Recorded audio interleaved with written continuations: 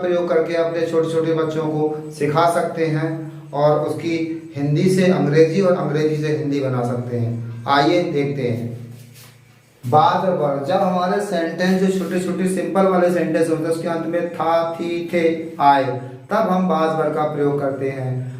कुछ सब्जेक्ट हैं जिनके साथ हम बाज लगाते हैं, कुछ सब्जेक्ट ऐसे हैं जिनके साथ हम बर लगाते हैं। तो बाज किसके साथ लगाते हैं ये देखते हैं। बाज लगाते हैं आई, आई का मतलब मैं होता है, ही का मतलब वह होता है, सी का मतलब वह होता है, ये स्त्री के साथ लगाते हैं। इट का मतलब यह होता है, और सिंगुलर कोई पर्सन हो, थर्ड पर्सन सिंगुलर सब्जेक्ट है। अब बर किसके साथ लगाते हैं, बर यू यानी तुम के साथ, बी यानी हम के साथ, दे यानी वे के साथ, प्लूरल कोई सब्जेक्ट हो उसके साथ भी हम वर लगाते हैं। ठीक, इसको हम अंग्रेजी में कैसे बनाएंगे।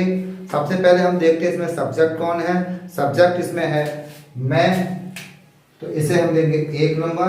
अब मैं के साथ क्या लगाते हैं, था की अंग्रेजी बाज, ये हो 2 नंबर, बाकी बचा उसे 3 नंबर। तो मैं की अंग्रेजी है आई, आई के साथ क्या लगाते हैं हम, बाज, और ए की अंग्रेजी है ए, लड़की की अंग्रेजी गर्ल, GIRL।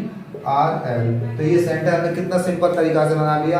अगर इसी तरह से हमारा सेंटेंस एक और है, उसे देखते हैं। जैसे तुम एक लड़के थे, तो हम इसे लगाएंगे 1 नंबर में, इसे लगाएंगे 2 नंबर पे, बाकी बचा उसे लगाएंगे 3 नंबर में। तो 1 नंबर में है तुम की अंग्रेजी है हमारी यू के साथ थे की अंग्रेजी क्या लगाएंगे, बर। अब क्या बचा हमारे पास, एक लड़का, एक की अंग्रेजी है ए, लड़के की अंग्रेजी है बॉय।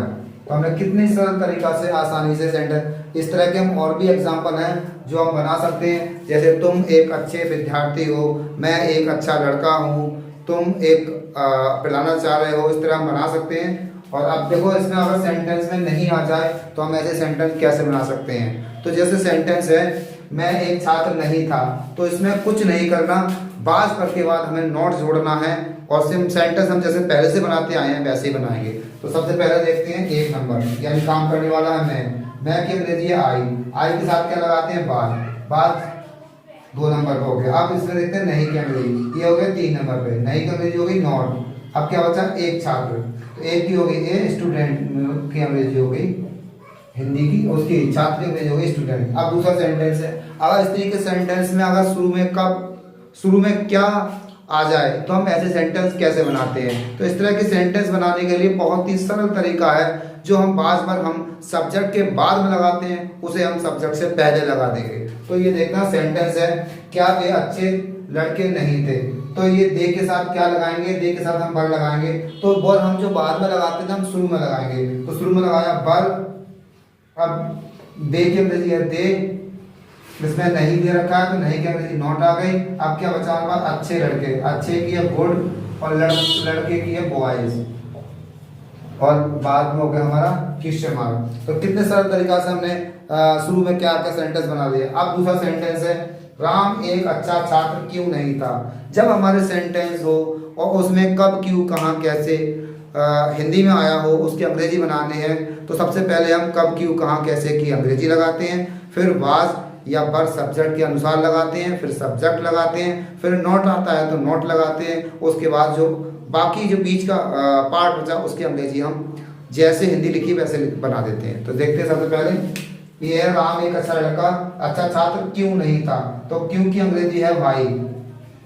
अब देखो राम के साथ हम क्या लगाएंगे, वाज, वाई वाज राम।